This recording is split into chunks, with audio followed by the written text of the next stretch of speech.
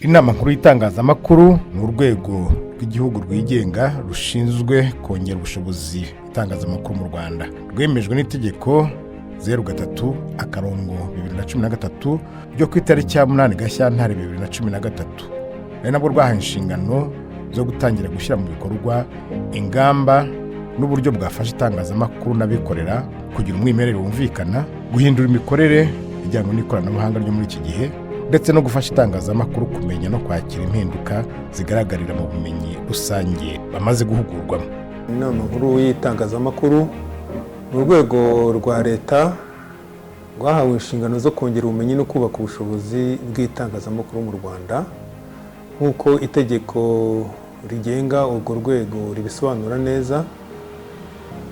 Rigaragaza ko inshingano z'inama nkuru y'itangazamakuru zirimo gukora ubuvugizi kugira ngo itangazamakuru n'abarikoramo, abashoye imari yabo mu itangazamakuru babashe kugera ku rwego rushimishije mu mikorere ndetse mu gutanga umusanzu w'itangazamakuru mu kubaka igihugu, ariko nanone ibyo bakabikora bafatanyije n'izindi nzego.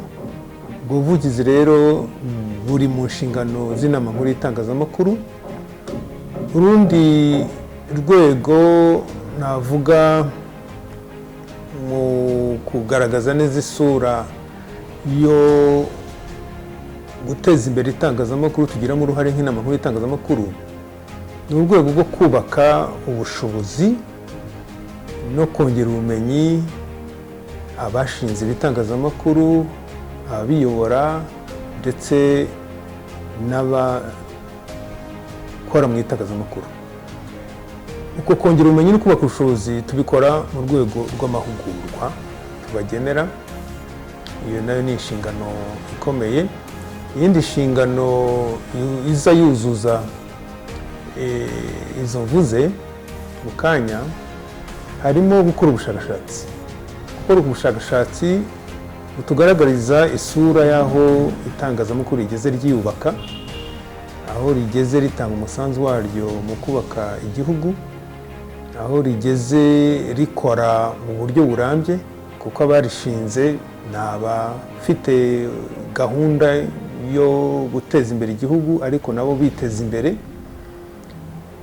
Uko gukora ubushakashatsi kuduha rero ibipimo bitugaragariza aho itangazamakuru rigeze. Indi nshingano none ifite umwanya ukomeye ni inshingano y'ubufatanye n'izindi nzego. Abanyamakuru bahuguwe baravuga ibyiza bakuyemo. Kuri Radio Voice of Africa turahugurwa, ariko muri make navuga nk'amahugurwa 2 baduhuguyemo. Navuga ko yashimishije kuko ari amahugurwa adakunze gutangwa n'abandi bafatanyabikorwa. Harimo amahugurwa batanze ku bijyanye no guhugura ba program managers uburyo bitwara cyangwa managinga amaradiyo cyangwa ibiganiro batambutsa kuri radio zabo cyane content. Hanyuma hari no guhugura abanyamakuru ku bigendanye n'abafite ubumuga. Ni ibintu bibiri bidakunze ubundi kugaragara mu bafatanyabikorwa mu guhugura abanyamakuru. Byakunze kugaragara ko abanyamakuru cyangwa ibitangazamakuru bidakunze kugaruka ku nkuru z'abafite ubumuga. Ndavuga by'umwihariko ku bijyanye na success stories, aho bigaragara ko abafite ubumuga nabo bagira uruhare mu iterambere ry'igihugu. Ikindi kandi twakoranye n'inama nkuru y'itangazamakuru, baradufashije mu guhugura abanyamakuru ku bijyanye n'ururimi rw'amarenga. Amahugurwa twagiyemo twakoze ya Media High Council, amahugurwa agera nko muri 3, ariko ayo numva mperukamo ndetse yatugiriye akamaro cyane ni amahugurwa agendanye n'aba chief editor. Abo mu Kinyarwanda aba chief editor twavuga yuko ni nk'abatokozi. Ni byinshi, ariko gashya navuga numva nibuka nuko icyambere nakuyemo no kutagira ubunebwe cyangwa se guha icyizere kirenze abakozi cyangwa abanyamakuru mukorana, tukita ku nkuru ndetse tukagerageza kureba amakosa cyane ashingiye kuri etike y'itangazamakuru. Ubwo ni mvuga etike agendanye n'umurongo w'itangazamakuru ndetse ushingiye no kuri editorial y'itangazamakuru muri rusange. Amahugurwa ya Media High Council yangezeho nta nabwo ari ubwa mbere nitabiriye amahugurwa atandukanye, ariko ayo nibuka nitabiriwe yangiriye akamaro cyane nayo yabaye muri 2017. Ni amahugurwa yarajyanye n'ibintu bya statistique cyangwa se uburyo bwo gukora inkuru ariko igaruka ku bintu by'imibare. Imibare kuko imibare niyo igaragaza uburemere bw'ikibazo uri kuvugaho, uburemere bw'icyo niba ikintu cyarateye imbere no cyarasubiye inyuma bigaragarira mu mibare. Yari amahugurwa meza, yo navuga ngo hari urwego yamvanyeho ankira ku rundi mu bijyanye n'imyandikire yanjye y'inkuru, ko guhera icyo gihe inkuru zanjye zose ni gakeya wasanga inkuru nanditse ifite aho ihuriye n'imibare ngo ne kugaragazamo imibare igaragaza icyo kibazo ndi kwandikaho kigeze. Icy'ingenzi gikomeye rero kuba umuntu yarakurikiye aya mahugurwa yabashaga kubona cyangwa kumenya uburyo inkuru yubakwamo cyangwa ikiganiro n'imikorere. Ikindi cyabaga gikomeye kurusha ibindi ni uko bimwe mu binyamakuru bidabasha kugera ahari inkuru cyangwa kuvugana n'aba baturage b'ibyiciro bitandukanye. Iyo umuntu yaguhuguye rero ugakora n'inkuru akayikosora igatambuka, bigutera imbaraga kuko n'aya makosa iyo usigaye mu kazi busanzwe wongera ugenda uyibuka ku buryo ugenda uyakosora. Navuga ko ari ikintu gikomeye kuri Media High Council ku mahugurwa n'ubumenyi yongerera itangazamakuru muri rusange. Iby'inama nkuru itangazamakuru ikora igira abafatanyabikorwa, twavuga nk'urwego rw'abanyamakuru bigenzura RMC. Dukurikirana iyuzuzwa ry'amahame y'ubunyamwuga, ibintu bijyanye no kureba niba ibikorwa muri media mu itangazamakuru byujuje ubuziranenge. Twebwe aho tubonye intege nke dushobora kubwira Media High Council kandi turabikora, tutariko turabona urugero mu bakora mu ngeri iyi niyi, tuvuge abanyamakuru wenda bakora muri siporo, tuvuge abakora inkuru z'ubuzima, tuvuge abanyamakuru bakora muri showbiz, imyidagaduro n'ubucuruzi, abanyamakuru bakora tukavuga tuti nimwe mushinzwe kubaka ubushobozi, turabona ahangaha ubuziranenge bw'inkuru bugenda bukendera. Ese nta kuntu mwafasha aba bantu dushingiye ku bushakashatsi rimwe na rimwe tuba twakoze, dushingiye no ku birego twakira. Mu bahuguwe kandi harimo n'abayobozi b'ibitangazamakuru. Ayo navugaho cyane yangiriye umumaro hari no gukoresha izi mbuga nkoranyambaga social media, ariko nagaruka kuri aya ngaya ya Fundable Project kuko namahugurwa yangiriye umumaro mu kazi kacu. Nari ntaraba umuyobozi ariko yagiye afasha, no kuvuga ngo no gukora imishinga kandi ishobora kuba yaterwa inkunga. Baraduhuguye, bamaze kuduhugura turangije batwigisha n'uburyo bwo gushyira mu bikorwa uburyo umuntu yakora umushinga, kandi umushinga akaba wawusabira inkunga kandi na projet ushobora gukora nawe ikaba yakungura company. Icyambere cyo bungukiyemo gikomeye cyane nuko kumpugura singe kuganira n'abaturage ngo ngire icyo nza ncishe kuri radio ntacyo mu by'ukuri bimaze, ariko mpaye amahugurwa magufiya ajyanye n'ubumenyi bwa teori, none nkafata umwanya munini cyangwa abanyamakuru bagafata umwanya munini wo kujya gukora inkuru zijyanye n'ibyo bintu.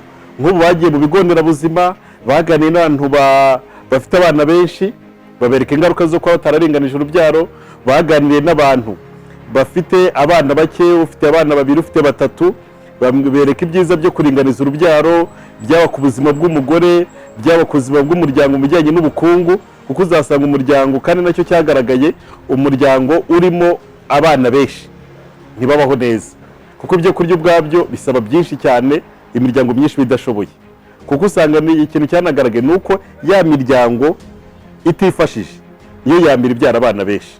Hari amahugurwa yo gutegura gahunda y'ibikorwa, strategic plan, hari ajyanye n'imibereho myiza y'abaturage, bijyanye n'ubukungu, ariko ayo nakozemo kandi yagize uruhare rukomeye cyane mu itangazamakuru cyanjye, human security issues, ibibazo bijyanye n'imibereho y'abaturage, harimo ibijyanye n'imirire, ibijyanye n'ubuzima ndetse n'ibijyanye n'imiturire n'izindi ndwara zikunze kubangamira abaturage. Amahugurwa ya Media High Council nabashije kuyitabira kuva muri 2015. Ndumva naratangiye kwitabira ayo mahugurwa, nari ntaragera muri kino kigo nkorera. Icyo gihe nakoreraga ikindi kigo, nyuma mbaho ndi n'umufreelancer nabwo hakomeza nkitabira amahugurwa ya Media High Council. Muri izo nzira zose uko natangiye kuba umunyamakuru, amahugurwa ya Media High Council nubwo nari narize itangazamakuru ariko yagiye amfasha kujyana naho itangazamakuru rigeze. Iyo mirimo yose kugira ngo inoge mu bafatanyabikorwa habamo n'abaterankunga. We've had a long partnership with the Media High Council, and that partnership, if I take you back to 2011, when the new media policy was developed by the government. Now that media policy called for an independent media, a professional media, an accountable media, and for greater access to information. So that was the framework. Now, we've been supporting all of those areas, but including the professional media, which is one dimension. And that's where the work with Media High Council comes in. So on the independent media, we have supported the development of the Rwanda Media Commission, RMC. We have supported the access to information part of things. We have supported the media sector to grow and to develop. But the country needs a professional media body or media houses that can provide quality journalism, quality media services to the citizens. And that's where the Media High Council plays an important role. So we've been partnering with them since 2011, 2012 on a lot of training of the media houses. So many of the media houses you see, whether it's print media, electronic media, or the online sort of social media that we're seeing today, we have been financing the Media High Council to provide a training for all of these different media houses to improve the quality of their services, to improve the ethics in the media business, and to improve the professionalism of what they do. So it's been a fantastic partnership with the Media High Council over the years, and we've seen really tremendous results from it. Mu gihe kizaza, inama nkuru y'itangazamakuru irateganya gushinga ikigo cy'amahugurwa gihoraho. Icyerekezo gisha nkuko dushingira ku bushakashatsi buri gihe, haje gukorwa ubushakashatsi tuvuga ati Media High Council ko kwigeze hehe. Ibyakorwa mu buryo bunoze kurushaho nibihe. Nk'uko itegeko ribiteganya koko twakomeje gushingira kuri iryo tegeko, tugerageza gutekereza mu buryo bwimbitse uko twateza imbere inshingano za Media High Council, tunateza imbere itangazamakuru mu Rwanda. Ikintu cya mbere nuko amahugurwa yatangwaga uko nabivuze mu byiciro kandi mu buryo bwa short courses, amasomo y'igihe gito gusa, ndetse bikagenda binahinduka, ndetse bigatanga certificate ariko itari certificate ifite uruhererekane ku buryo twamenye ko umunyamakuru koko twamuhaye ibihagije kandi yazanagaruka akongera akabona aho yavoma ubumenyi, ndetse tukakomeza kumuhuza n'uwamuhuguye. Kwiga no guhozaho cyane cyane ko mu itangazamakuru muri iki gihe urabona ukuntu bimeze birahindagurika nk'uko nabivuze. So twifuje rero ko dushiraho icyo twita centre d'excellence cyangwa ikigo gihugura ariko koko gifite izina rikomeye kandi gifite aho kiri, Media Capacity Building Training Center of Excellence. So tukumva iyo centre rero igize iyo professionalism niyo specialisation yaba centre d'excellence yuko izatuba iri ya mbere mu karere, ku buryo usibye n'abanyamakuru mu gihugu n'abanyeshuri bari muri za kaminuza bakazajya bagira aho bahura n'abari mu kazi, ariko tuzazana n'abavuye mu karere hafi mu bihugu duturanye, ku buryo cyaba igicumbi cy'ubumenyi mu bijyanye n'itangazamakuru.